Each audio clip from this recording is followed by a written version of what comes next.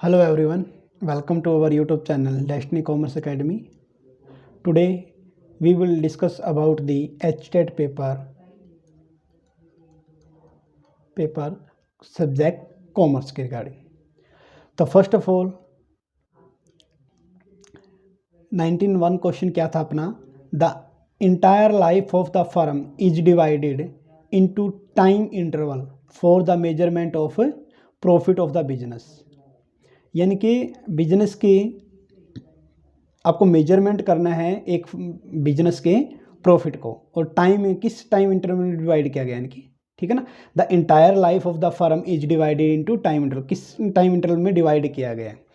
यानी कि फर्म जो प्रॉफिट आप निकालते हैं, आपको पता है आप बनाते थे प्रॉफिट एंड लॉस अकाउंट, और वो बनता था आपका अकाउंटिंग पीरियड कंसेप्ट पर। किस पे बनता था? अकाउंटिंग पीरियड कंसेप्ट पर, ठीक है ना। तो जो टाइम इंटरवल है जिसके थ्रू हम बिजनेस के प्रॉफिट को मेजरमेंट करते थे वो था आपका अकाउंटिंग पीरियड कंसेप्ट। देखो, कोस्ट कंसेप्ट का यूज किया जाता है जब आप जो भी हिस्टोरिकल कोस्ट कंसेप्ट, जब आप कोई एसेट परचेज करके बिजनेस में लेके आते हो तो उसकी बुक वैल्यू पर वो लिखा जाता है।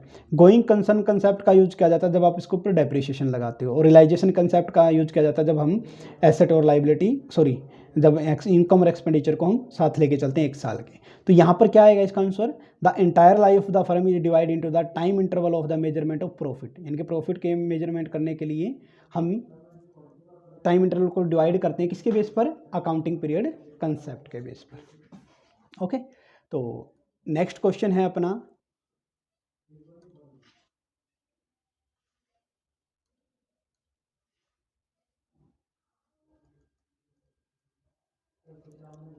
Question number 92।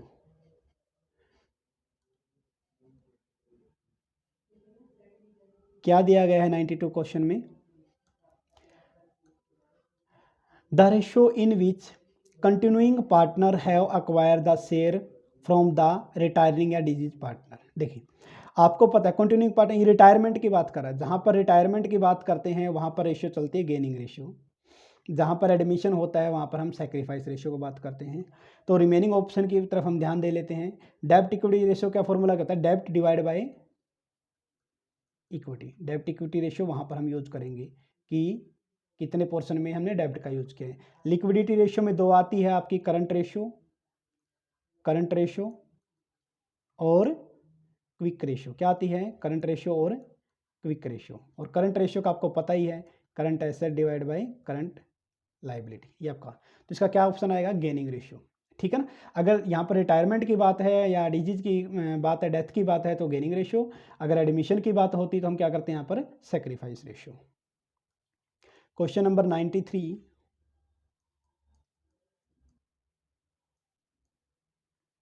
93 क्वेश्चन देखिए क्या कुछ दे रखा है।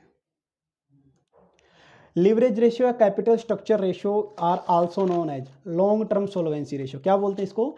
Long term solvency ratio. अब देखो, लिवरेज या कैपिटल स्ट्रक्चर में क्या क्या आता है? डेब्ट और इक्विटी के रिगार्डिंग आता है, ठीक है। लिवरेज का मतलब होता है कि एक फर्म अपने डेब्ट की पेमेंट करने के कैपेबल है या नहीं है। तो वहाँ पर आता है लॉन्ग टर्म सोलवेंसी रेशियो का हम यूज करते हैं। शॉर्ट टर्म सोलवेंसी रेशियो का यूज किया जाता है नॉर्मल, आप बोल सकते हो कि विद इन 1 ईयर आपको पेमेंट करने के लिए। लेकिन कैपिटल स्ट्रक्चर में डेब्ट और इक्विटी आते हैं तो इनकी पेमेंट विद इन 1 ईयर नहीं की जाती। इसी बेस पर हम इसको क्या, लॉन्ग टर्म सोलवेंसी रेशियो, इसका आंसर आएगा। रिटर्न ऑन कैपिटल इंप्लॉयड का मतलब होता है ये प्रॉफिटेबिलिटी रेशियो। क्या है ये? प्रॉफिटेबिलिटी रेशियो है ये, ठीक है। इसमें क्या होता है आपका? EBIT, earning before interest and tax, divide by capital employed, ये इसका आपका फॉर्मूला हो जाएगा। तो ये भी नहीं आएगा। करंट रेशियो का आपको पता ही है, current asset divide by current liability. तो इसका आंसर क्या आ जाएगा आपका? 93 का फर्स्ट। नेक्स्ट अपना है 94। 94 क्वेश्चन में क्या कहा गया है? देखिए, 94 जो क्वेश्चन दिया गया है, 94 क्वेश्चन में बताया गया है कि आपका on the dissolution of a firm liability are transfer to, यानी कि डिजोल्यूशन जब हम फर्म को बंद कर रहे हैं तो लाइबिलिटी ट्रांसफर की जाती है आपका रियलाइजेशन अकाउंट में।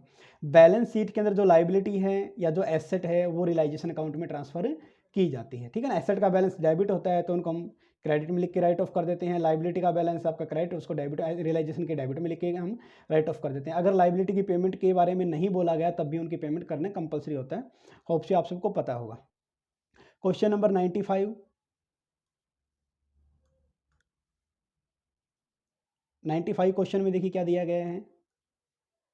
If the benefit of the expenditure extended up to only for one accounting period, यानी कि जब सिर्फ बेनिफिट यानी जो आपने एक्सपेंसेस किए हैं उसका बेनिफिट सिर्फ एक साल के लिए मिलेगा तो उसको हम बोलते हैं रिवेन्यू एक्सपेंडिचर।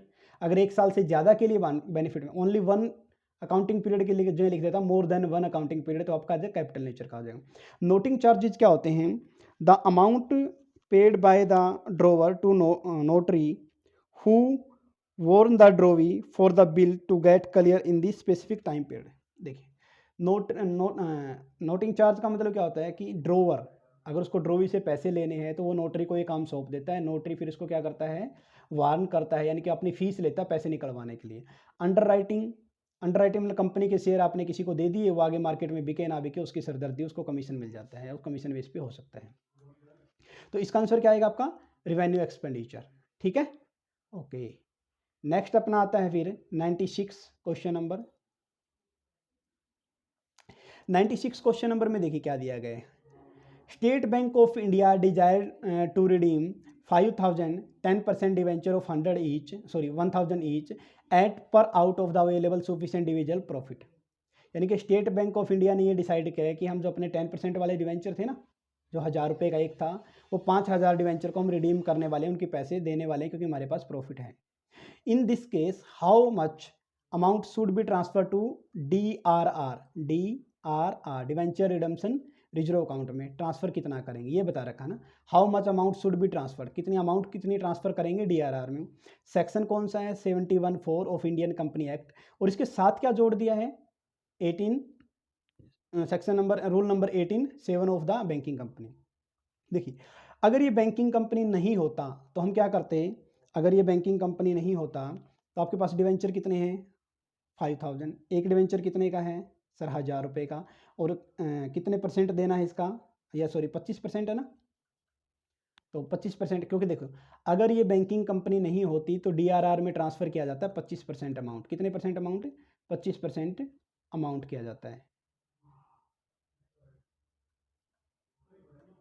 तो कितना आ जाता? 12,50,000 आ जाता। लेकिन ये क्या है, एक बैंकिंग कंपनी है। और देखो DRR इसलिए बनाया जाता है, कंपलसरी इसलिए है कंपनी एक्ट के थ्रू कि कंपनी के पास प्रॉफिट होना चाहिए डिवेंचर को पेमेंट करने के लिए, कैश होना चाहिए, ठीक है ना, अगर उसको कैश की रिक्वायरमेंट हो तो। लेकिन बैंक के पास तो कैश होता ही है, इसलिए बैंकिंग कंपनी को DRR बनाना कंपलसरी नहीं है। किसको? बैंकिंग कंपनी को। अगर नॉर्मल होता तो हम बनाते, नॉर्मल होता तो अपना आंसर ये आ जाता 25%। तो अब क्या हो गया, कंपलसरी नहीं है किसके लिए? बैंकिंग, क्योंकि उनके पास तो पहले ही एडवांस में पैसा होता है इसके रिगार्डिंग। तो इसका आंसर आ जाएगा आपका 4th 0। ओके, आगे है 97 क्वेश्चन नंबर 97 के रिगार्डिंग बात की गई है। देखिए 97 नंबर क्वेश्चन में क्या बोला गया है? आपको दो स्टेटमेंट दे रखी, करेक्ट के बारे में बताना है। Capital expenditure and revenue expenditure both are the non recurring by the nature. Non recurring का मतलब होता है जो कभी कभार खर्चे किए जाते हैं। हाँ, कैपिटल एक्सपेंडिचर तो नॉन रेकरिंग है, लेकिन रेवेन्यू एक्सपेंडिचर तो कैसे होते हैं? रेकरिंग नेचर के होते हैं। कैसे रेकरिंग नेचर के? तो ये पहली स्टेटमेंट क्या होगी आपकी? गलत। सेकंड पढ़ते हैं, capital expenditure increase earning capacity of the business. ठीक है जी, अर्निंग कैपेसिटी यानी कि आप मशीन ले आए तो जिससे क्या हो गया, आपका प्रोडक्शन जल्दी आप कर लोगे, गुड्स का जल्दी ज़्यादा प्रोडक्शन कर पाओगे, ठीक है ना, क्योंकि लेबर से आप लिमिटेड कर सकते हो, लेकिन कैपिटल एक्सपेंडिचर लगाने के बाद आप ज़्यादा कर सकते हो। रेवेन्यू एक्सपेंडिचर आर इनका टू मेंटेन द कैपेसिटी, ये मेंटेन कैपेसिटी के लिए, तो दोनों क्या हो जाएगा, सॉरी ये स्टेटमेंट क्या है? करेक्ट है। तो हम बोल देंगे क्वेश्चन आंसर नंबर सेकंड आ जाएगा इसका, कि पहली स्टेटमेंट गलत है क्योंकि सर रिवेन्यू एक्सपेंडिचर है रेकरिंग नेचर के होते हैं, जबकि इसने नॉन रेकरिंग बता रखा था। और दूसरी स्टेटमेंट ठीक है कि कैपिटल एक्सपेंडिचर तो इंक्रीज करते हैं अर्निंग कैपेसिटी ऑफ बिजनेस, और उस कैपेसिटी को बना मेंटेन करके रखना किसका काम होता है? रिवेन्यू एक्सपेंडिचर का। ओके, तो 97 नंबर क्वेश्चन अपना ये था कंप्लीट। अभी आप बात करते हैं 98 नंबर क्वेश्चन की। 98 नंबर क्वेश्चन देखिए अपना क्या बोल रखे हैं? In which activity all profit of a company are not distributed among the shareholder as a dividend. But a part of the profit retain in और री इन्वेस्टेड इन द बिजनेस। देखो मान लिया कि आपने 100 रुपये कमा लिए, अब 100 रुपये कमा लिया, अगर आप ये डिविडेंड के रूप में दे देते हो सारा का सारा, कुछ भी नहीं रखते, तो एक कंडीशन बनती है वो, ठीक है ना। आपने देखा हो तो बिजनेस फाइनेंस के अंदर वैसे आता है ये आपका डिविडेंड वाले टॉपिक में, लेकिन यहाँ पर क्या है, इसका आंसर क्या आएगा, अगर आप प्रॉफिट डिविडेंड के रूप में नहीं देते तो क्या करोगे, रिटेन अर्निंग कर लोगे, सुना होगा ना ये वर्ड तो, रिटेन अर्निंग। अब रिटेन अर्निंग का ही दूसरा नाम क्या है, पिलाफिंग बैक ऑफ द प्रॉफिट, यानी कि प्रॉफिट को ही अपने बिजनेस में वापस रखना, ये क्या आ जाएगा, रिटेन अर्निंग की जगह आ जाएगा, ठीक है। कैपिटल डिस्ट्रीब्यूशन होता है कि जो ओनर ने लगाया था उसको डिस्ट्रीब्यूट करना। लिक्विडिटी डिस्ट्रीब्यूशन का मतलब होता है कि आपकी जो लिक्विडिटी यानी कि लाइक करंट रेशियो और आपकी क्विक रेशियो से रिलेटेड प्रॉफिटेबिलिटी रेशियो, अभी हम पढ़ के आए जैसे कि रिटर्न ऑन कैपिटल एम्प्लॉयड उसके रिगार्डिंग, लेकिन अपना इसका आंसर क्या आएगा, इसका आंसर आएगा आपका पिलाफिंग बैक ऑफ द प्रॉफिट, यानी कि प्रॉफिट को जब डिविडेंड के रूप में डिस्ट्रीब्यूट ना करके उसमें से हम कुछ रिटेन कर लेते हैं, उस रिटेन पोर्शन को बोलते हैं रिटेन अर्निंग या ploughing back of the profit. Hope so आपको ये आ गया होगा। तो नेक्स्ट करते हैं 99 क्वेश्चन, ठीक है। 99 क्वेश्चन के अंदर क्या दिया गया है, 99 क्वेश्चन में दिया गया है, a company issue 1000 debenture of 100 each. Company ने इशू क्या की है, पहली बात है कि इशू की रिडम्शन की, आपको ये ध्यान रखना, तो इशू की है sir 6% discount, the debenture are to be repaid equal instalment. अब देखो डिवेंचर कितने थे सर, 1000 डिवेंचर थे, एक डिवेंचर 100 रुपये का, तो कितने हो गए सर, लाख रुपए के डिवेंचर हो गए अपने पास, ठीक है। इसकी क्या है, हर इंस्टॉलमेंट यानी कि कितनी किस्त बनाई होगी, 5 किस्त बनाई होगी सर, तभी तो 20,000 रुपये इंस्टॉलमेंट के आए हैं। ये यहाँ तक तो क्लियर है ना। Okay, the debenture are to be repaid by the equal instalment of ₹20,000 at the end of the each year, हर साल के एंड में दे देंगे, सही है। Starting from the first year which amount of the discount to be return of at the end of the first year. अब बात करते, देखो ये तो था सर आपका प्रिंसिपल अमाउंट, अब बात हम करते हैं इंटरेस्ट की, तो इंटरेस्ट कितना बनेगा सर, 1,00,000 रुपए के डिवेंचर थे और कितना बोल रखा है, आप बोलोगे कि सर 6% बोल रखा है, यानी कितना 6,000 रुपीज़ किस चीज़ की होगी सर, ये इंटरेस्ट की होगी। तो अब क्वेश्चन आता है सर इसको कैसे डिस्ट्रीब्यूट करना है। आपको भी पता है कि पहले अमाउंट आपको किस पे लगेगा, पहले ज़्यादा अमाउंट होती है तो उसके अकॉर्डिंग फिर कम कम कम ऐसे, ठीक है। तो देखना, यानी कि पहले जो पैसा रहा आपने 5 साल रखा, फिर कितने 4 साल रखा, फिर कितने 3 साल, फिर कितने 2 साल, फिर कितने 1 साल, ऐसे इंटरेस्ट लगना चाहिए। 5 और 4 9 और 3 12 और 2 14 1 15, यानी कि टोटल 15 होता है सर। यानी कि ये 6,000 रुपये को हम 15 से डिवाइड कर देंगे तो एक का पोर्शन कितना आ जाएगा, 400, कितना आ जाएगा 400, ठीक है। अब इनको इससे मल्टीप्लाई करना है, इसको 400 से मल्टीप्लाई कर देंगे तो सर 2000, पहले साल तो हम कितना देंगे इंटरेस्ट 2000 का, ओके। और नेक्स्ट ईयर कितना दे देंगे, 4 को 400 से मल्टीप्लाई करोगे तो 1600, ठीक है। अगले इसको करेंगे तो कितना आ जाएगा 1200, फिर 2 को करेंगे तो कितना आ जाएगा 800, और फिर 1 को करेंगे तो कितना 400। तो ये आपको ध्यान रख लेना है। कैसे किया, क्योंकि सर जो पहले पैसा होता है उस पर ब्याज ज़्यादा होता है, फिर उसको इंस्टॉलमेंट साथ में दे दी तो फिर पैसा कम बचा, फिर उसके ऊपर उसके रिगार्डिंग, तो ये आपको याद रख लेना है। तो पहले फर्स्ट ईयर, इसका आंसर क्या आएगा, सेकंड आएगा, क्या आंसर आएगा इसका, सेकंड सर। 2,000 रुपये पहले साल के, जैसे इसने पूछ रखा starting from the first year, first year है तो फर्स्ट ईयर के एंड में कितनी आप अमाउंट रिटर्न ऑफ करोगे डिस्काउंट के रूप में, तो वो होगा 2,000। अगर बोले सेकंड ईयर तो आप बोलोगे 1600, और सबसे बोले कि लास्ट ईयर में कितनी होगी तो फिर 400 ही होगी। क्वेश्चन नंबर 100 की तरफ जाते हैं हम। देखिए question number 100, the study of mutual relationship between different components और their totals of the financial statement as a definite period of time it is called. इसको हॉरिजेंटल दिया गया है, हॉरिजेंटल या डायनामिक एनालिसिस बोलते हैं। क्यों बोलते हैं, देखिए ये हेल्प करता है, इट हेल्प, हॉरिजेंटल के बारे में एक दो लाइन लिखवा देता हूँ हॉरिजेंटल के बारे में, ठीक है ना। It helpful in intra firm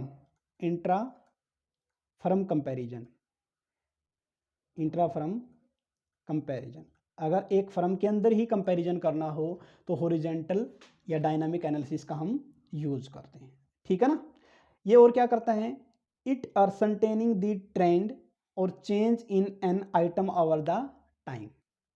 अगर टाइम के साथ साथ ये क्या करता है, जो आइटम में चेंज हुआ उसको डिनोट करता है क्या, हॉरिजेंटल। अगर आपको वर्टिकल कहाँ पर यूज किया जाता है, जहाँ पर इंट्रा या इंटर फर्म के अंदर कंपैरिजन करना, दोनों में वहाँ पर किया जाता है, ठीक है। इसका यूज कहाँ किया जाता है, it ascertaining the proportion of item to the common item of the single accounting period. अगर सिंगल अकाउंटिंग पीरियड की बात है तो आपका वर्टिकल, और अगर आपका ओवर द अकाउंटिंग पीरियड दे रखा है, ओवर द टाइम पीरियड, तो आपका हॉरिजॉन्टल। ठीक है, तो ये क्वेश्चन जो एचटेट के थ्रू इसका आंसर दिया गया है वो दिया गया है हॉरिजॉन्टल या डायनामिक एनालिसिस। ठीक है, इंटरनल कंपनी के अंदर, एक्सटर्नल बाहर के थ्रू किया जाता है। तो इसका जो एचटेट के थ्रू रिजल्ट दिया गया आंसर की में आपका क्या है, हॉरिजॉन्टल या डायनामिक एनालिसिस। नेक्स्ट आता है फिर आपका 101 क्वेश्चन। 101 क्वेश्चन में क्या दिया गया है, a does not keep proper accounting. एक व्यक्ति है जो अकाउंट नहीं मेंटेन करके नहीं रखता, तो आपको उसका प्रॉफिट एंड लॉस अकाउंट बनाना है।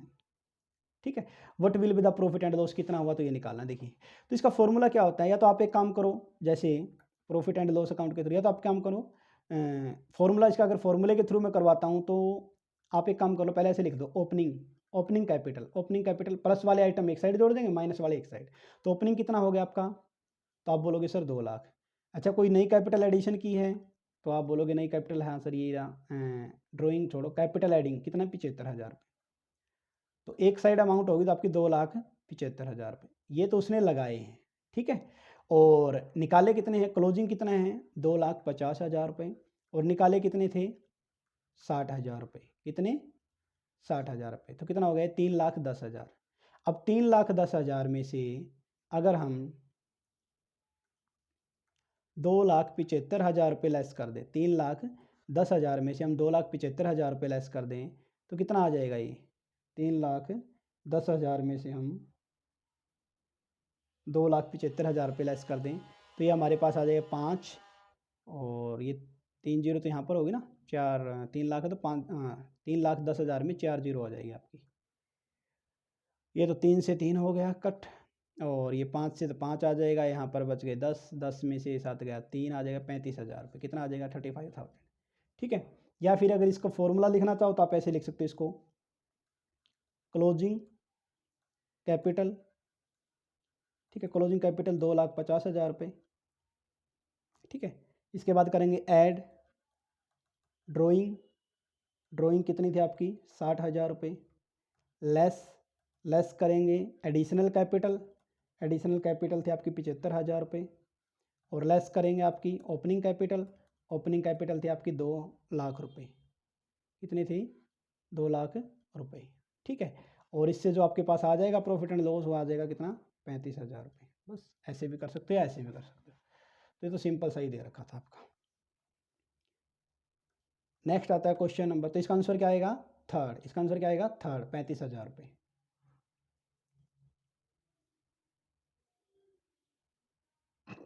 नेक्स्ट क्वेश्चन है अपना,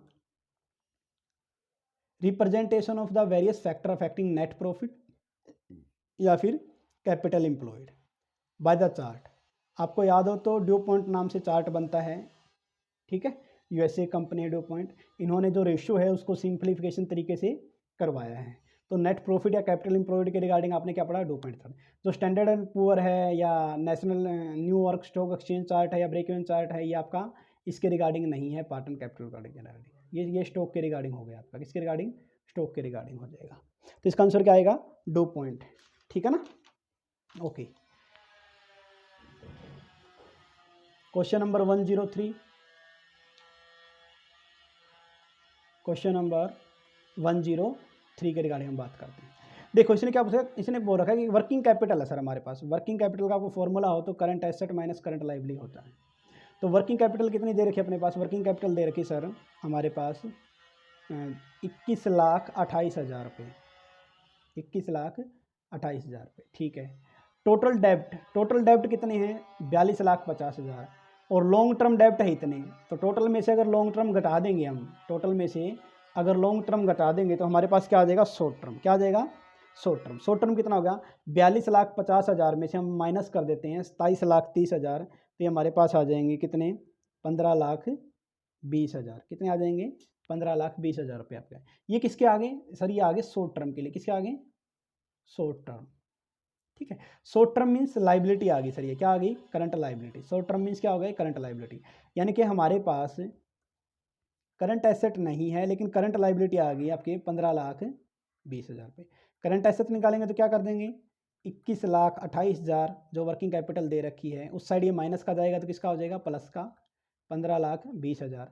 अगर इसको मैं टोटल करूँगा तो ये हमारे पास आ जाएगा 36,48,000। कितना आ जाएगा, 36। क्या आ जाएगा, करंट एसेट। देखो हमारे पास करंट एसेट कितनी होगी, 36,48,000 रुपये, और करंट लाइबिलिटी कितनी होगी, 15,20,000 रुपये। ठीक है। फॉर्मूला क्या था, करंट रेशियो निकालना। फॉर्मूला क्या था आपका, करंट रेशियो निकालना। आपको ही पता है कि current assets divide by current liability, यही तो फॉर्मूला होता है करंट रेशियो का। तो करंट एसेट कितनी दे रखी है अपने पास, 36,48,000, और करंट लाइबिलिटी कितनी दे रखी है, 15,20,000। इसको आप कट ऑफ करोगे तो आएगा 2.4। 2.4 का मतलब होता है कि करंट एसेट 2.4 है, तो करंट लाइबिलिटी कितनी होगी, नीचे 1 लग दो तो ये आपके यहाँ 1 आ जाएगा। ठीक है, तो ये आपका आ जाएगा यहाँ पर 1। ओके, तो ये था आपका, इसका आंसर क्या आएगा, फोर्थ। इसका आंसर क्या आएगा, फोर्थ। Next question number 104। 104 में क्या बोला गया है, which ratio indicate the firm capacity to pay long term डेब्ट। यानी कि वो रेशियो बतानी कौन सी है जो फर्म की कैपेसिटी को दिखाती है, जो लॉन्ग टर्म डेब्ट and procure additional loan and inform whether the firm is following the policy of the trading on equity. देखो ट्रेडिंग ऑन इक्विटी का दूसरा नाम होता है डेब्ट इक्विटी रेशियो। क्या नाम होता है, डेब्ट इक्विटी रेशियो। ठीक है, ट्रेडिंग ऑन इक्विटी हो जाएगा ना बच्चे, सिंपल सा ट्रेडिंग ऑन इक्विटी। तो ये तो आपको ऐसे याद करना है। प्रोप्राइटरी रेशियो होती है सिर्फ शेयर होल्डर के regarding. Return on share holder fund का मतलब यहाँ पर दे रखा है कि आपके शेयर होल्डर्स फंड इनकी इक्विटी के रिगार्डिंग। डेब्ट सर्विस रेशियो की डेब्ट को हम कितनी जल्दी पेमेंट करते हैं। तो यहाँ पर क्या रहा है, अब सिर्फ क्या याद रखना है सर, ट्रेडिंग ऑन इक्विटी का दूसरा नाम है क्या है, डेब्ट इक्विटी रेशियो। बस ये याद रखें। इसका आंसर क्या आ जाएगा, सेकंड डेब्ट इक्विटी रेशियो के रिगार्डिंग। 105 में क्या बोला गया है, question number 105, read the statement carefully and correct बताना आपको पहले। Depreciation must be charge so as to ascertain the true profit and loss. सही जी, अगर आपको ट्रू प्रॉफिट एंड लॉस निकालना है तो क्या करोगे, डेप्रिसिएशन को चार्ज मतलब डेप्रिसिएशन को आपको घटाना पड़ेगा। पीएनएल में से घटाते हैं ना अगर प्रॉफिट आपको सही से निकालना है तो। आगे क्या दे रखा है, when the market of an asset is higher than the book value, market value of the asset higher than the book value, depreciation not charge. ये तो कोई तुक नहीं बना, तो इसलिए इसको सेकंड गलत हो जाएगा, पहला क्या हो जाएगा ठीक। तो 105 का आंसर क्या हो जाएगा, 105 का आंसर हो गया आपका 1। 105 का आंसर क्या हो जाएगा, 1। ठीक है, नेक्स्ट दिया गया है 106। 106 में पेटी कैश के रिगार्डिंग दिया गया है। पेटी cash book is maintain for the recording. पेटी कैश बुक पेटी एक्सपेंसेस के लिए यूज किया जाता है। किसके लिए यूज किया जाता है, पेटी एक्सपेंसेस। आपको याद हो तो हम क्या बनाते थे, मान लिया कि हम बनाते हैं पेटी कैश बुक। पेटी कैश बुक एक बार हम क्या करते हैं, स्टार्टिंग में किसी को 2,000 रुपये दे दिए। ठीक है, अब उसके हर महीने के यहाँ पर खर्चा लिखते रहते हैं, और अगले महीने क्या करेंगे, मान लिया सपोज कर उसने खर्चा कर दिया 700 रुपये, तो कितने बच गए, 1,300 रुपये बैलेंस बच गया। 1,300 रुपये क्या बचे बैलेंस। अगली बार उसको 700 रुपये और देकर 1,300 उसके पास पहले थे, तो 2,000 फिर से हो जाएगा ये। ठीक है, और इसके बेस पे फिर आगे फिर खर्चे। तो आपने देखा हो तो ये तो हम इनकम के भी तो कुछ कर ही नहीं रहे, हम बात किसकी कर रहे हैं, सिर्फ एक्सपेंसेस की। तो इसलिए पेटी एक्सपेंसेस पेड इन कैश इसका आंसर आ जाएगा क्या, पेटी एक्सपेंसेस पेड इन कैश इसका आंसर आ जाएगा। ठीक है, इनकम और एक्सपेंसेस नहीं आएगा, सिर्फ पेटी एक्सपेंसेस पेड इन कैश आता है। नेक्स्ट वन दिया गया है 107 पासबुक के regarding. Passbook is statement of account of the consumer maintain by the bank. ठीक है जी, बैंक के द्वारा मेंटेन की जाती है और कंज्यूमर के अकाउंट को शो करने के लिए पासबुक। ठीक है, a business firm periodically prepare a bank reconciliation statement. ये बात सही है, आपको याद हो तो +1 में आप पढ़ते हो bank reconciliation statement to reconcile the, क्या किस लिए पढ़ते हैं सर, बैंक में बैलेंस कितना है और फर्म की बुक्स में बैलेंस कितना है वो चेक करने के लिए। तो इसके रिगार्डिंग देते हैं, यहाँ पर क्या है सर, दोनों स्टेटमेंट क्या है, ट्रू है। तो यहाँ पर दोनों स्टेटमेंट हो जाएगी आपकी ट्रू। तो आंसर आ जाएगा इसका आपका थर्ड आंसर। कितना आ जाएगा आपका, थर्ड आंसर इसके अंदर दे देगा पेटी कैश बुक के रिगार्डिंग। ठीक है, ओके। नेक्स्ट क्वेश्चन है अपना 108। 108 में देखिए क्या दे रखा है, the current liability of XYZ company limited. कितनी देर की करंट लाइबिलिटी, 1,50,000 पे। करंट रेशियो देखिए, करंट रेशियो का फॉर्मूला होता है current asset divide by current liability. ठीक है, और लिक्विड रेशियो का फॉर्मूला होता है liquid asset divide by current liability. Amount कितनी कितनी दे रखी है, सर करंट रेशियो है 3/1, ओके, और ये कितना दे रखा है 1/1, यानी कि करंट लाइबिलिटी 1 है, ये हमें पता चल गया। तो आपको पता हो तो स्टॉक कैसे निकालते हैं, स्टॉक निकालते हैं current asset minus liquid asset. Current asset कितनी है 3, लिक्विड एसेट कितनी है 1, तो स्टॉक कितना आ जाएगा 2, स्टॉक कितना आ जाएगा 2। यानी कि यहाँ पर अगर मैं लिखना चाहूँ तो इसको थोड़ा सा सिस्टमेटिक तरीके से हम करें तो यहाँ पर मैं क्या लिख दूंगा 2, कितना आ जाएगा 2 आ जाएगा आपके पास, ठीक है। अब हमें करंट 2 है। अब करंट लाइबिलिटी कितनी है 1, यानी कि करंट लाइबिलिटी हमारे पास दे रखी 1 और स्टॉक हमारे पास दे रखा क्या 2, जो अभी हमने निकाला, और 1 की वैल्यू कितनी है 1,50,000, तो 2 की वैल्यू कितनी हो जाएगी 3 लाख। तो ये आपके पास क्या आ जाएगा आंसर आ जाएगा, ठीक है। तो इसका आंसर क्या आ जाएगा आपका पास 3, 108 का आंसर आ जाएगा आपका पास 3। फिर दे रखा है 109 क्वेश्चन। 109 में क्या दे रखा है the ability of a business to pay the amount due to the stakeholder as when it is due, यानी कि एबिलिटी बतानी है आपकी फर्म की, किससे पता चलती है कि जब उसके स्टेक होल्डर में सारे आ जाए, creditor debenture holder share holder सब कुछ आ गए कि उनकी पेमेंट कर सकती है। सोलवेंसी रेशियो उसको बोलते हैं, क्या बोलते हैं सोलवेंसी, यानी कंपनी सोलवेंट है, कंपनी के पास इतना पैसा है कि वो डिवेंचर होल्डर का भी पेमेंट कर सकती है, ठीक है, सिक्योर्ड और अनसिक्योर्ड दोनों का, तो सोलवेंसी रेशियो आ जाएगा। लिक्विडिटी रेशियो का मतलब होता है जो करंट में आपकी जो विद इन 1 ईयर एक्सपेंसेस पे कर सकते हो वो। प्रॉफिटेबिलिटी रेशियो का मतलब होता है जो कैपिटल इंप्लॉयड, यानी कि रिटर्न ऑन कैपिटल इंप्लॉयड हम बात कर चुके हैं। और लिक्विडिटी प्रॉफिट इक्विलिब्रियम, ये इन दोनों के बीच की बात करता है, प्रॉफिटेबिलिटी और लिक्विडिटी के। तो अपना आंसर क्या है सर, स्टेक होल्डर हर किसी का पेमेंट अगर कंपनी दे पे कर पा रही है, एबिलिटी इसकी, तो उनको बोलेंगे सोलवेंसी है, शोधन क्षमता इसको बोल सकते हैं, ऋण शोधन क्षमता है, ओके। तो इसका आंसर आएगा 1। नेक्स्ट है 110।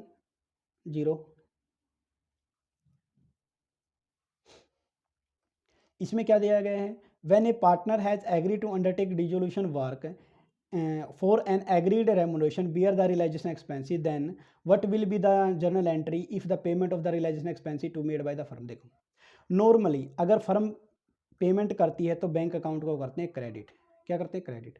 अगर फर्म का खर्चा था फर्म ने ही पे कर दिया तो क्या करेंगे realisation account debit to bank. अगर फर्म का खर्चा था और फर्म ने ही पे कर दिया, फर्म का खर्चा था और अगर फर्म ने ही पे कर दिया तो हम करेंगे रियलाइजेशन अकाउंट को डेबिट।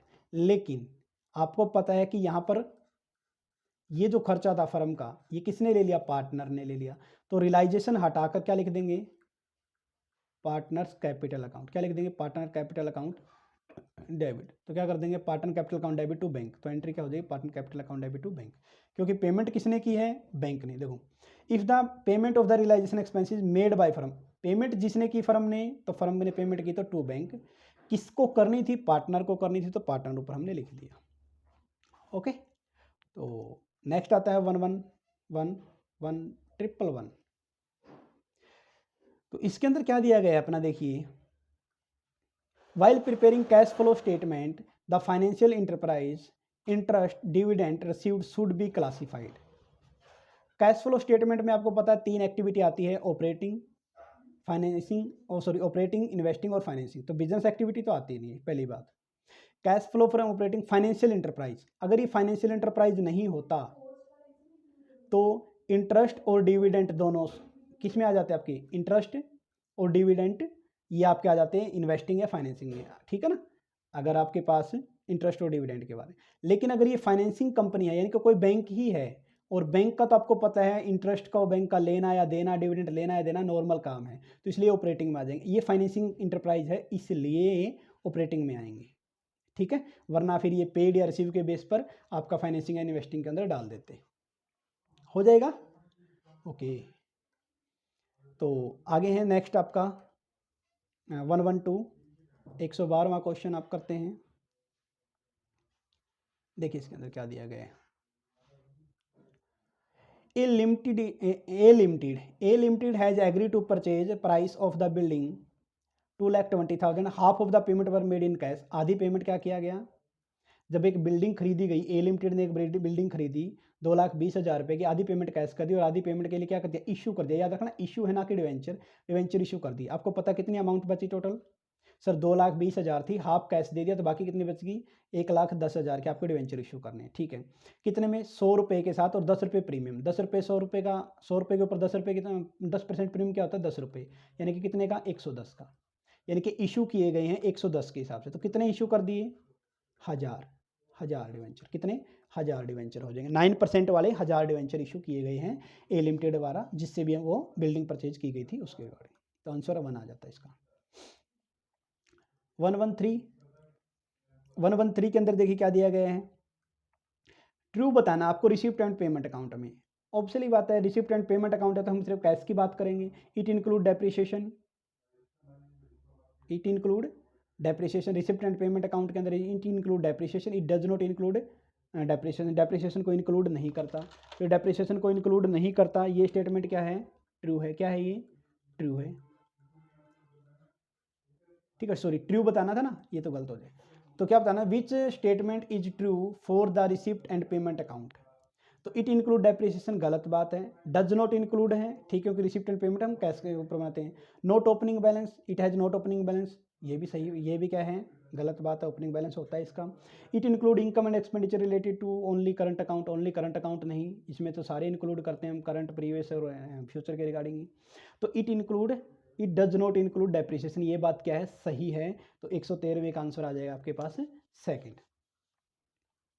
नेक्स्ट क्वेश्चन है अपना 114 में देखिए क्या दिया गया है, the expenses that are incurred in connection with the formation of the company. Company को बनाते समय, फॉर्मेशन करते समय कौन से एक्सपेंसेज, बचपन से याद है कि प्रिलिमिनरी एक्सपेंसेज होते हैं, हमें क्या होते हैं, प्रिलिमिनरी एक्सपेंसेज, जो स्टार्टिंग में करते हैं, जो प्रोप्राइटर करते हैं, हो जाएगा ना, ये तो सिंपल ही, इसमें कुछ ज़्यादा नहीं है। रेवेन्यू एक्सपेंडिचर जो विद इन 1 ईयर किया जाते हैं, capital expenditure more than 1 year किया जाता है, expensive share issue expenses on the issue of share and debenture, ये बात की बात अपनी। इसका आंसर क्या आएगा, प्रिलिमिनरी एक्सपेंसिज आ जाएगा आपका।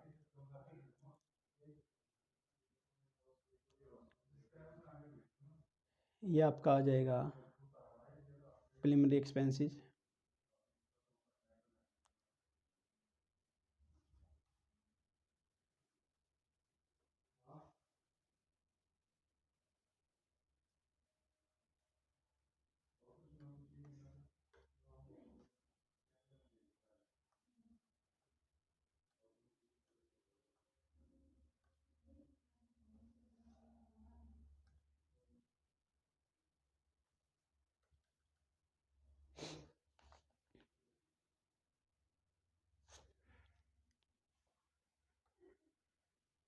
तो देखिए नेक्स्ट क्वेश्चन अपने पास क्या दे रखा है,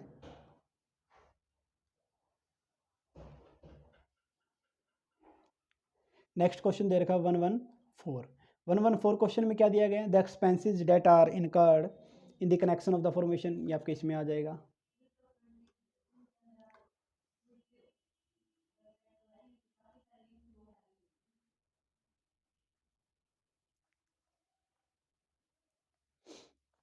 देखिए question number 115, the recurring grant in the formation of the maintenance grant.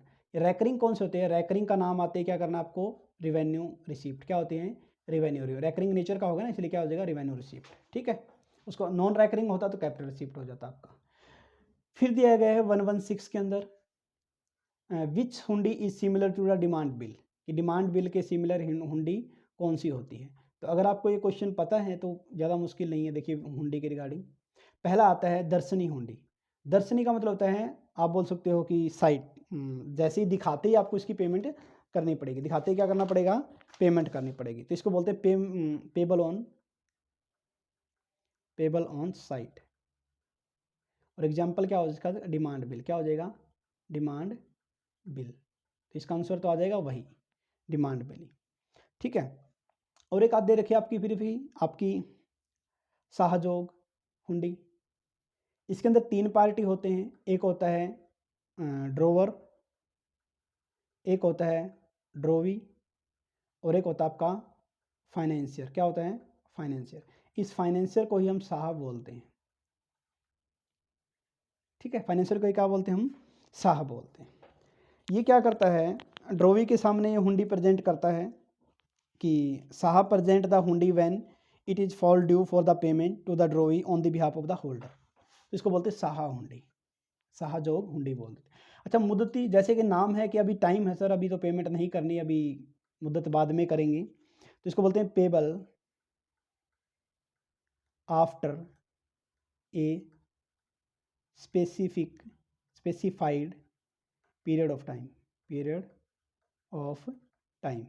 इसको टाइम बिल भी बोलते हैं, क्या बोलते हैं? टाइम बिल, ये और याद रख लेना।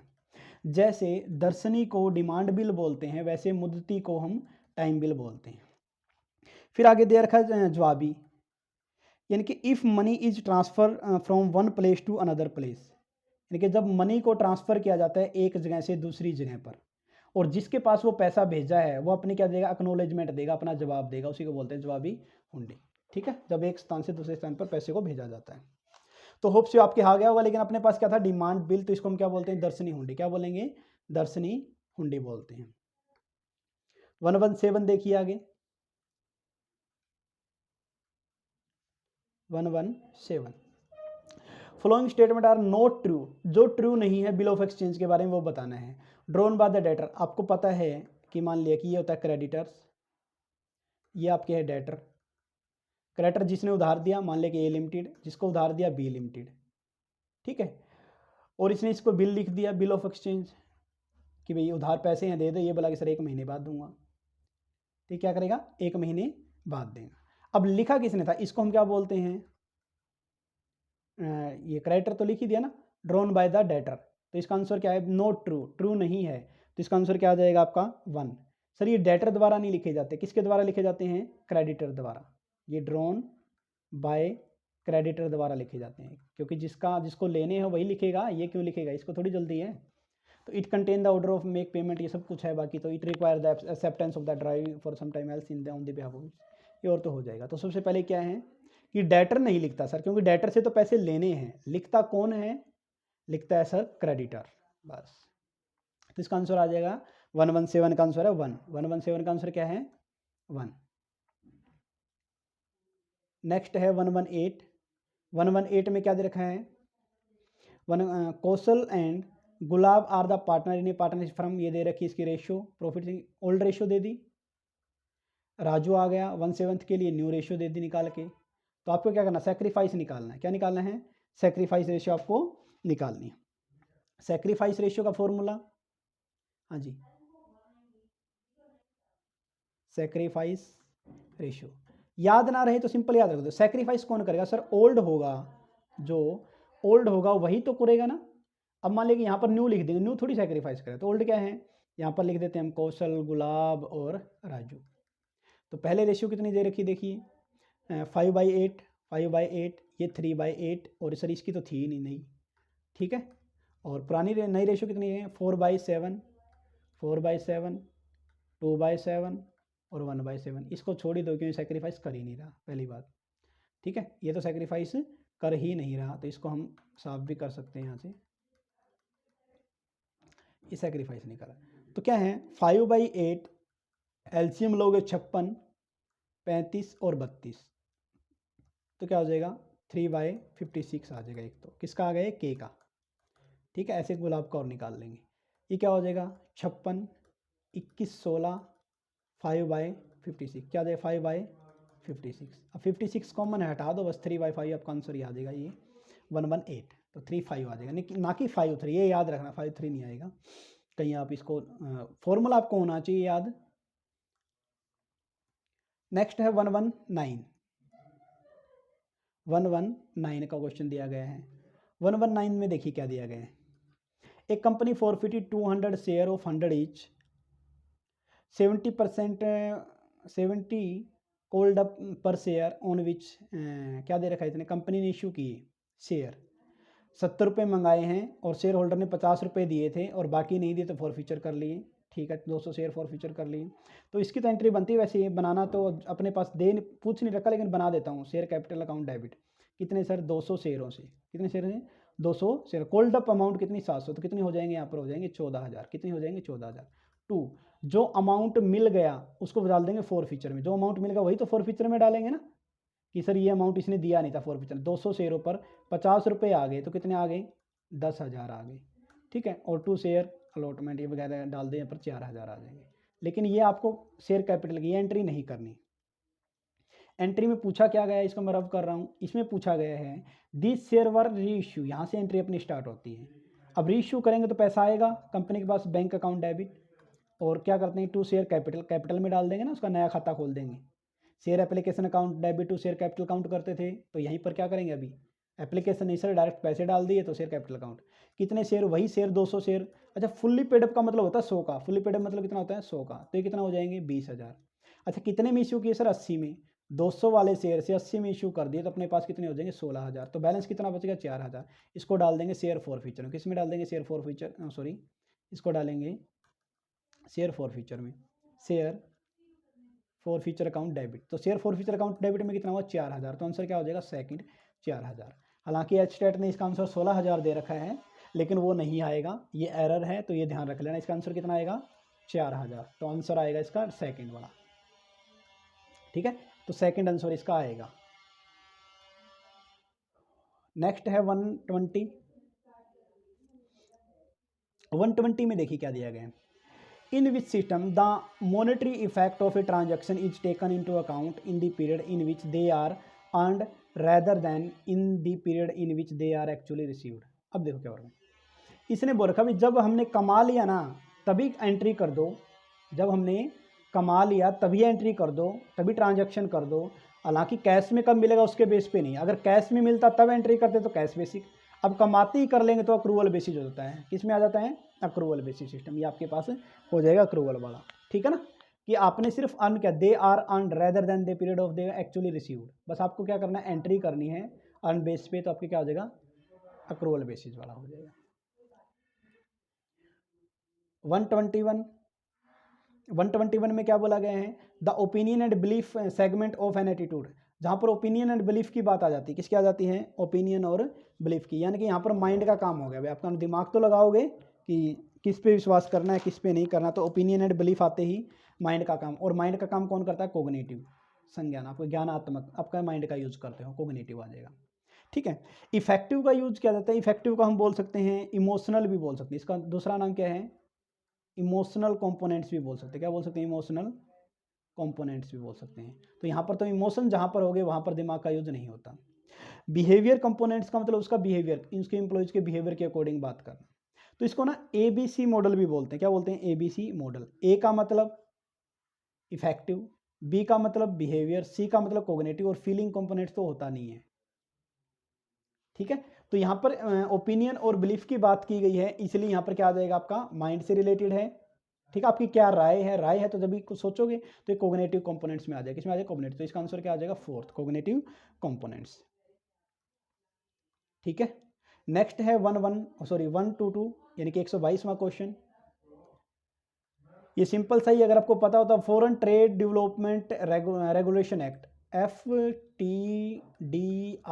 FTDR एक्ट कब दिया था, 1992 में, 1992 में रिप्लेस किया गया था import and export control act 1947 से। किससे किया गया था, export and import control act, sorry import and export control act 1947 को। 1992 में क्या नाम दे दिया गया था, foreign trade development regulation act नाम दे दिया गया था। नेक्स्ट दे रखा है 123। ठीक है, 123 में क्या दिया गया है, a principle of enlightened marketing that required that a company seek real या प्रोडक्ट या एंड मेक मार्केटिंग इंप्रूवमेंट। यानी कंपनी ट्राई कर रही है, सर्च कर रही है किसके लिए, रियल प्रोडक्ट और मार्केटिंग इंप्रूवमेंट के लिए, तो ये आएगा कस्टमर ओरिएंटेड। क्या होना चाहिए प्रोडक्ट, कस्टमर ओरिएंटेड। ओरिएंटेड मतलब कस्टमर के ऊपर फोकस होना चाहिए अगर उसको मार्केटिंग के अंदर इंप्रूवमेंट करनी है। ठीक है, वैल्यू का मतलब अगर हम बात करें सर, इसका कस्टमर वैल्यू भी आ सकता है। वैल्यू का मतलब होता है कस्टमर क्या परसीव कर रहा है, कस्टमर को क्या बेनिफिट मिल रहा है उस प्रोडक्ट से, तो उस नजरिए से नहीं पूछा गया। ये क्वेश्चन ही कैसा पूछा गया है, a principle of enlightening marketing that required a company search या seek real product and marketing improvement. Marketing improvement कैसे करेगी, कस्टमर को फोकस करके, उसको कस्टमर को ओरिएंटेशन के अकॉर्डिंग। तो इसका आंसर क्या आएगा फोर्थ, इसका आंसर क्या आ जाएगा फोर्थ आ जाएगा। नेक्स्ट दिया गया है 124, banking company and insurance are which type of industry. अब बैंकिंग और इंडस्ट्री किसका है, आपको पता सर्विस इंडस्ट्री होती है, कैसी होती है सर्विस इंडस्ट्री होती है, ठीक है। और सर्विस इंडस्ट्री को ही बोलते हैं टर्शियरी इंडस्ट्री, ठीक है। तो ये आपको याद रखना है। इसके बाद जो जेनेटिक इंडस्ट्री होती है वो आपकी, आप बोल सकते हो कि जो लैंड से या फिर वाटर से मछली पालन ये वो कुछ हो जाता है। सेकेंडरी में आपका जाता है जो प्रोसेसिंग के रिगार्डिंग होगा सारा का सारा, मैन्युफैक्चरिंग आपको पता ही है। तो अपना क्वेश्चन क्या था, बैंकिंग और इंश्योरेंस या फिर वेयर हाउसिंग बोल लो आप, या फिर कम्युनिकेशन बोल लो, वो सारी सारी सर्विस इंडस्ट्री के अंदर आती है। 1 to 5 स्टाफ अथॉरिटी, क्या दिया गया आगे, स्टाफ अथॉरिटी। आपको पता हो तो लाइन अथॉरिटी के बारे में आपको पता है, सर लाइन में कमांड दी जाती है ऐसे, ए पर्सन बी को, बी सी को, सी डी को। लाइन एंड स्टाफ आपने सुना हो तो, लाइन एंड स्टाफ। स्टाफ क्या होता है, जब जरूरत हो तभी एडवाइस देता है वरना नहीं देता। इसका क्या हो जाएगा, advice for of certain matter, सारे मैटर में नहीं, जब जरूरत हो तभी एडवाइस देता है स्टाफ अथॉरिटी। इसका होता है एडवाइस ऑफ सर्टेन मैटर, इसका आंसर आ जाएगा। नेक्स्ट दिया गया है 1 to 6। 1 to 6 में देखिए क्या है, which one of the following is not an element of communication process.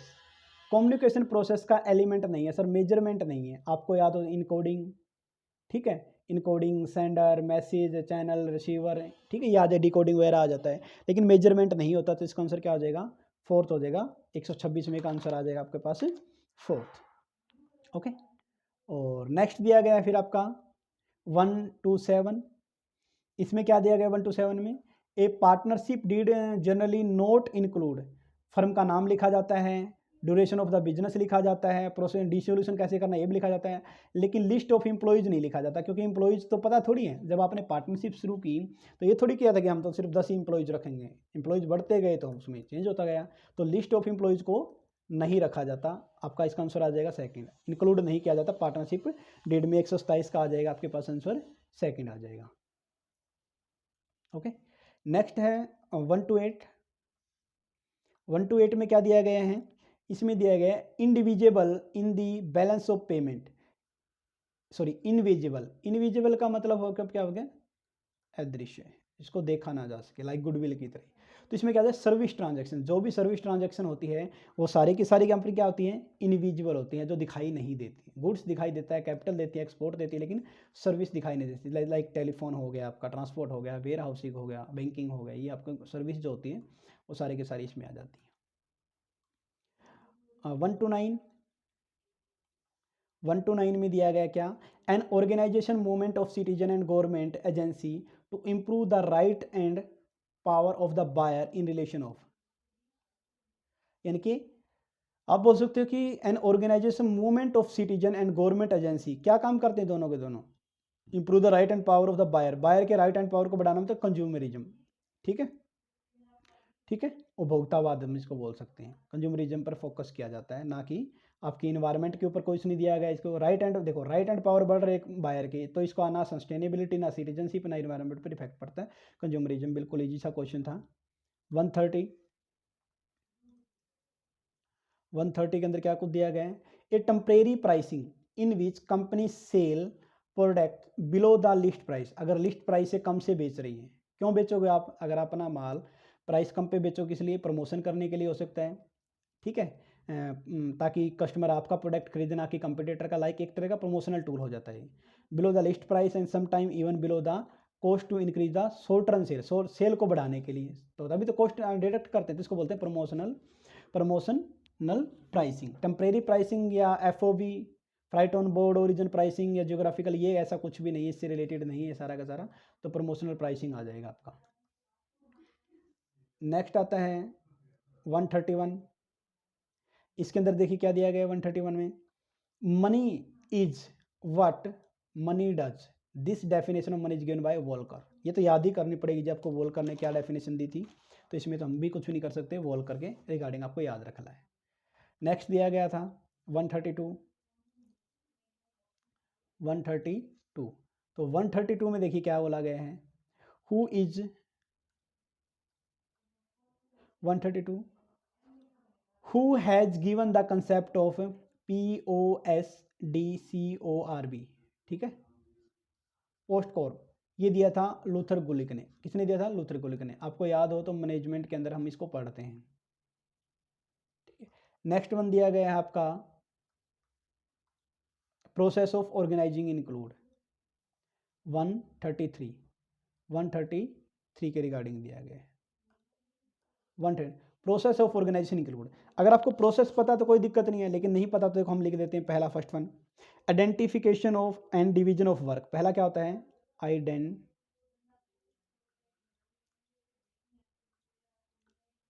करते हैं 1 minute,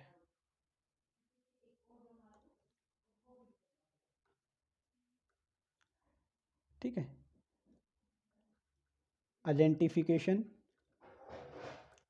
and division of work, division of work पहला पॉइंट होता है इसका, ओके। सेकंड स्टेप होता है ऑर्गेनाइजिंग का प्रोसेस का, grouping of activity, grouping of activities. Third point होता है इसका आपका असाइनमेंट ऑफ ड्यूटी, और फोर्थ पॉइंट होता है इसका आपका delegation of authority, delegation of authority. तो अपना कौन सा पॉइंट दिया गया इसमें, देखिए अपना है असाइनमेंट ऑफ अथॉरिटी। अपने पास ये देखो डेवलपिंग प्रीमिसेस अपना नहीं आएगा, सेटिंग ऑफ ऑब्जेक्टिव नहीं आएगा, और सिलेक्टिंग ऑफ अल्टरनेट नहीं आए, तो क्या आ जाएगा असाइनमेंट ऑफ ड्यूटी। तो ये प्रोसेस आपको वैसे भी याद रहनी चाहिए, कौन कौन सी प्रोसेस ऑफ ऑर्गेनाइजिंग कौन सी है, identification and division of work पहला, ग्रुपिंग ऑफ एक्टिविटी, पहले उन एक्टिविटी को ग्रुप बनाओ, पहले इसको आइडेंटिफाई करो, फिर डिवीजन करो, फिर ग्रुपिंग बना दो, फिर असाइनमेंट कर दो, फिर डेलीगेशन ऑफ अथॉरिटी कर दो। इसका आंसर आ जाएगा आपका assignment of the duty. 134 GATT कब आया, 1947 में ब्रेटन वुड कॉन्फ्रेंस के थ्रू, आप याद सकते हो। ब्रेटन वुड, वैसे ब्रेटन वुड में तो 2 हुए थे, क्या हुआ था आपको याद है, ब्रेटन वुड कॉन्फ्रेंस में एक आया था आपका IBRD, एक आया था आपका IMF, ठीक है। तो वैसे याद रख लेना, गेट कब आया था 1947 में, ये दोनों भी कब आए थे 1947 में। नेक्स्ट दिया गया है 135 में क्या दिया गया है, interest rate, inflation rate are include under which of the factor of production, factor of the business. किसमें देखो इंटरेस्ट रेट पैसे की बात कर रहे हैं, और इकोनॉमिक में क्या आता है, पैसा ही आता है, ना कि सोशल में सोसाइटी वेलफेयर के लिए, लीगल में जो आपके एक्ट वगैरह कानून आते हैं, टेक्नोलॉजी में टेक्नोलॉजिकल इंप्रूवमेंट की बात की जाती है। तो इंटरेस्ट रेट और इन्फ्लेशन पैसे के रिगार्डिंग बात किस में करेंगे सर, इकोनॉमिक इन्वायरमेंट में करते हैं, तो इसका अंदर ही आ जाएगा। 136 विच of the following is included in the fuel principle of management. अगर आपको फ्यूल के 14 प्रिंसिपल याद है तो फिर इसमें कोई दिक्कत नहीं, यूनिटी ऑफ कमांड पे आप डायरेक्ट टिक कर दोगे। ये हार्मोनी, कोऑपरेशन, डेवलपमेंट, ये कुछ भी नहीं, आपको पता होना चाहिए, सिर्फ क्या था यूनिटी ऑफ कमांड। 14 प्रिंसिपल आपको होप से याद होने चाहिए। नेक्स्ट दिया गया है आपका 137 में क्या दिया गया है, the organisational culture, the organisation culture most suitable for the large organisation having the diversified activity. Activity को डाइवर्सिफाई करने के लिए क्या करोगे आप सर फंक्शनल ऑर्गेनाइजेशन। एक्टिविटी मतलब क्या उसके फंक्शन है, फंक्शन के बेस पर फंक्शनल स्ट्रक्चर हो जाएगा आपका, ठीक है, ना मैनेजरल, ना फॉर्मल, ना डिविजनल। एक्टिविटी के बेस पर अगर आप उसको डिवाइड करो किसी ऑर्गेनाइजेशन को, भी बड़े ऑर्गेनाइजेशन को, तो आप क्या करोगे फंक्शनल, उसके कार्य के आधार पर बांट दो सर उसको, ठीक है। 138 which one of the following is the characteristic of the transactional leader. Transactional leader के बारे में बात करेंगे तो ट्रांजैक्शनल लीडर में दिया गया है आपका क्या क्या होता है। देखिए ट्रांजैक्शनल लीडर के मैं फीचर के बारे में बात करता हूं, तो feature of transactional leader, feature क्या क्या दे रखे हैं। नंबर 1 सर पहले तो है ना मैनेजमेंट बाय एक्सेप्शनली होता है। क्या होता है मैनेजमेंट बाय एक्सेप्शन, पहला फीचर है अगर आपको पता हो तो, ठीक है। अगर आपको ट्रांजैक्शनल लीडर के बारे में पता हो तो पहला ही फीचर क्या होता है आपका ये। इसमें 2 तरीके का होता है, एक होता है active management by perception exception, एक होता है पैसिव। एक्टिव के मतलब तो क्या होता है, जो लीडर होता है ना वो टाइम टू टाइम चेक करता रहता है, नज़र रखता है, डेविएशन होता है तो उसी टाइम करेक्शन कर देता है। और पैसिव के टाइम क्या होता है, यानी कि जब एम्प्लॉयज स्टैंडर्ड मीट नहीं करते तभी वो पार्टिसिपेट करता है, वरना नहीं करता। तो पहला तो आपका अजम्पशन यही हो जाए, पहला फीचर तो यही है। तो इसी फीचर में आपका आंसर आ जाता है मैनेजमेंट बाय ऑब्जेक्टिव, ठीक है। एक्टिव और पैसिव दोनों आते हैं। फिर भी आपको मैं बता देता हूँ, सेकंड इसका फीचर जो होता है ट्रांजैक्शनल लीडर का ये होता है आपका कॉन्टीजेंट रिवार्ड। क्या होता है? Contingent reward.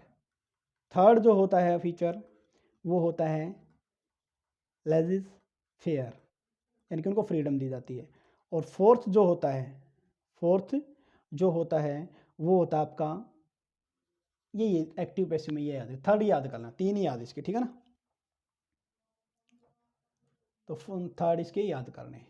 क्या क्या था? मैनेजमेंट बाय एक्सेप्शन, एक्टिव और पैसिव। एक्टिव में एक्टिविटी रोल अदा करता है टाइम टू टाइम, और इसमें सिर्फ जब स्टैंडर्ड मीट नहीं करते एम्प्लॉय तभी करता है। कॉन्टीजेंट रिवार्ड होता है और लेजिस फेयर होता है, यानी कि उनको पूरी रोक टोक नहीं होती उनके ऊपर कोई बार बार। फिर आता है 139। 139 में क्या दे रखा है? Internal element that may be interfere with the company ability to achieve the objective. मतलब ऐसे कौन से एलिमेंट हैं जो कंपनी को के ऑब्जेक्टिव को अचीव करने में इंटरफेयर करते हैं, हस्तक्षेप करते हैं, रोकते हैं? वीकनेस, क्योंकि इंटरनल में दो ही होते हैं, क्या क्या होता है आपका? स्ट्रेंथ और वीकनेस, तो ये वीकनेस आ जाएगा। ये जो एक्सटर्नल के पार्ट होते हैं किसके होते हैं? एक्सटर्नल इन्वायरमेंट के पार्ट होते हैं, ये आपके इंटरनल के पार्ट होते हैं।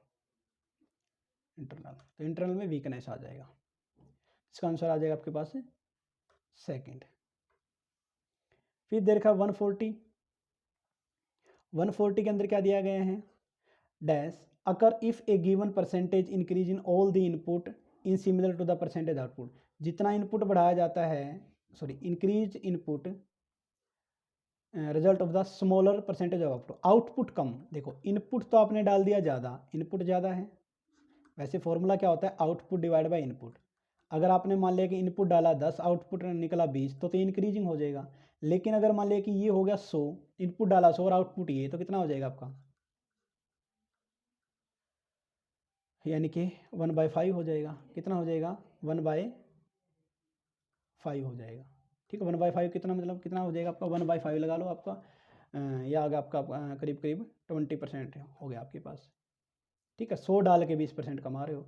या सिंपल याद रखना है सर, ऊपर तो आप लिख सकते हो 10, नीचे लिख सकते हो 20, तो कितना हो रहा है सर? हाफ, 50% ही कमा रहे हैं।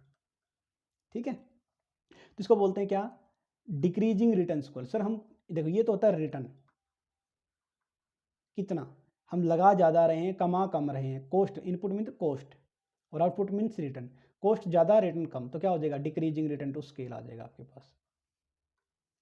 141। 141 में क्या दिया गया है? Which one of the flowing, which one of these can be delegated. किसको डेलीगेट किया जा सकता है? सर अथॉरिटी को। सिर्फ किसको डेलीगेट किया जा सकता है? अथॉरिटी को। रिस्पॉन्सिबिलिटी को कभी भी डेलीगेट नहीं, डेलीगेट मतलब ट्रांसफर नहीं किया जा सकता अपने एम्प्लॉइज को।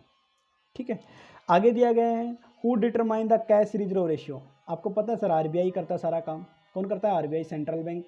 आरबीआई को क्या बोलते हैं? Central bank. ठीक है, ये आरबीआई लिख दो यहाँ पर, और कोई करता ही नहीं है। नेक्स्ट है 143। 143 के अंदर क्या दिया गया है?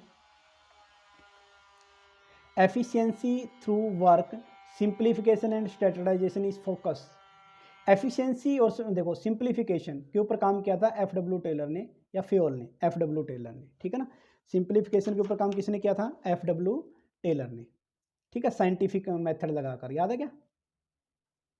Scientific method. ठीक है, तो ये एफडब्ल्यू टेलर ने। फ्योल ने तो 14 प्रिंसिपल दिए थे। किसने दिए थे? 14 प्रिंसिपल दिए थे, प्रिंसिपल दिए थे। और इसने क्या दिया था? साइंटिफिक मेथड दिया गया था। साइंटिफिक फादर बोलते हैं इसको, टेलर को, तो ये याद रख लेना। वर्क को सिंप्लीफिकेशन और स्टैंडर्डाइज करना है, ठीक है, क्योंकि ये लोअर लेवल पर काम किया था इसने स्टार्टिंग में, और इसने आपके मैनेजमेंट लेवल पर काम किया था। तो लोअर लेवल पर काम किया था, तो उसके थ्रू ही इसको क्या बोला जाता है? सिंप्लीफिकेशन। काम को कैसे स्टैंडर्डाइज करना है, सिंप्लीफिकेशन करना है। तो इसका प्रिंसिपल फीचर है, ये आप याद होना चाहिए। नेक्स्ट है, तो इसका आंसर आएगा 143 का 1। अब आता है 144 के रिगार्डिंग। सार्क का सेक्रेटरीट कहाँ पर है? नेपाल, काठमांडू, ये आपको पता होना चाहिए। ठीक है, साउथ एशियन जो देश हैं उनके, कंट्रीज हैं, उनके बारे में बात की गई है। नेक्स्ट है आपका 145। What type of bank is import export bank? Specialised bank को क्या बोलते हैं? इंपोर्ट एक्सपोर्ट बैंक बोलते हैं। स्पेशलाइज्ड बैंक को क्या बोलते हैं? Import export bank. स्पेशल इसी के लिए बनाए गए, इसलिए इसको स्पेशलाइज्ड बैंक को ही इंपोर्ट एक्सपोर्ट बैंक बोला जाता है। तो 145 का आंसर आ जाएगा 4 आपका। नेक्स्ट दिया गया है 146, among the flowing source which one of the internal recruitment, transfer, अगर आप ट्रांसफ़र कर देते हो, बाहर से बुलाते ही नहीं, तो क्या हो जाएगा? वो इंटरनल रिक्रूटमेंट हो जाएगा। पोर्सन 146 का आ जाएगा फोर्थ आंसर। क्या आ जाएगा? फोर्थ आंसर आ जाएगा, ट्रांसफ़र के थ्रू होता है। 147, it is the extra profit of the firm earn producing and selling in additional unit. Additional unit का नाम आते हैं मार्जिनल आ जाता है। क्या आता है? मार्जिनल। और प्रॉफिट के बारे में बात करें, प्रॉफिट, तो मार्जिनल प्रॉफिट आ जाएगा। इसका आंसर आ जाएगा 1। क्या हो जाएगा? 1 आ जाएगा। 147 का आंसर 1।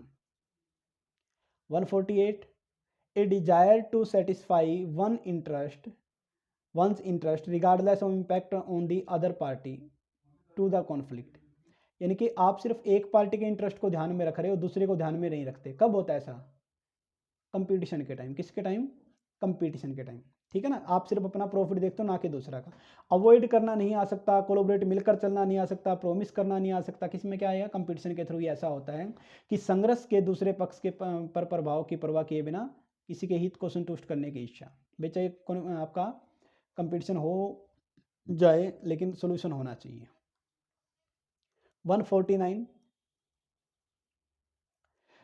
क्या दिया गया ना 149 में? The present value of investment cash inflow minus the present value of cash outflow, NPV, net present value. FM में पढ़ते हो बहुत बार, ठीक है। इनफ्लो माइनस आउटफ्लो, ये एनपीवी में पढ़ते हैं, ठीक है।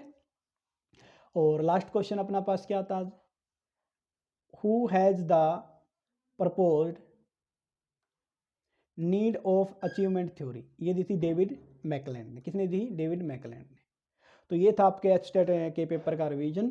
बोल लो आप इसको, या फिर इसको रिव्यू के टाइप मान लो, रिव्यू बोल लो, और विद एक्सप्लेनेशन इसको करने की कोशिश की है। तो आपको अगर ये लेक्चर अच्छा लगा हो तो हमारे चैनल को ज़्यादा से ज़्यादा शेयर करें, सब्सक्राइब करें, कमेंट करें। Thank you.